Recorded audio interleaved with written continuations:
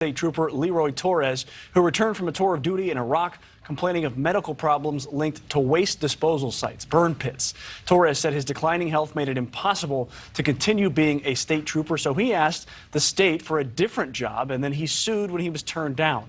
The high court, in a 5-4 decision, just ruled in his favor. Now, here to talk about what that means is Paul Rieckhoff. He is a decorated veteran of the Second Gulf War. He's the founder of Righteous Media and the host of the popular podcast Independent Americans, which you can find on Apple. And Paul, before we get to your reaction, we have a clip from Newsnation, an interview with Leroy Torres himself. This is the veteran who messed with Texas and won.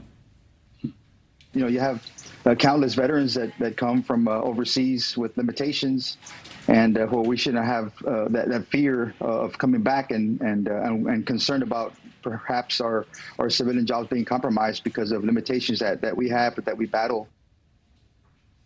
And again, Paul Rieckhoff is joining us now. And Torres just touched on it a little bit there, but what does discrimination against a veteran even look like? What form does that take? Well, it meant that after this American hero deployed to fight in our country's wars, he came back and couldn't get the same job or a comparable job he used to have. Now, the core of this is that Leroy was exposed to burn pits. When he was overseas, the military often burns toxins into the air. Think of it like a giant cloud of poison, and millions potentially of veterans have breathed in these toxins. And it's really the next generation of Agent Orange, what veterans faced after Vietnam.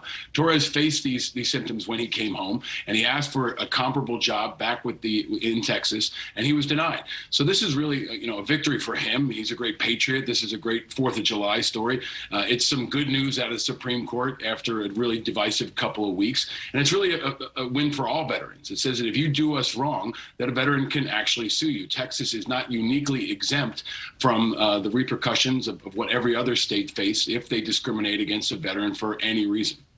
And you mentioned the burn pits there extensively.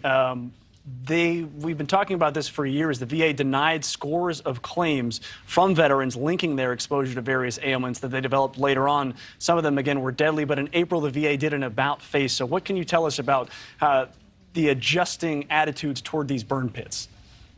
Well, there's really been a huge historic change in the country and especially in Congress in relation to burn pits. I was exposed to burn pits when I was an infantry officer in Iraq, and millions of others were as well. We've really been fighting for recognition, for support, for health care, for a new generation of veterans who are facing these problems. But we've been stiff-armed by Congress for years. And now, finally, last week, the Senate voted to pass a historic piece of legislation called the PAC Act. It was an 84-14 vote. Believe it or not, 14 senators actually voted no.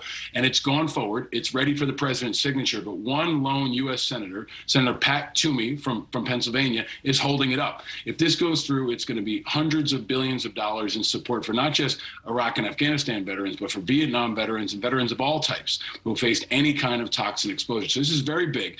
Washington's a frustrating place, but we're right now on the 5-yard line to passing what will be the biggest piece of veterans legislation really since the new GI Bill and in a generation. Paul Rieckhoff on some good news for veterans.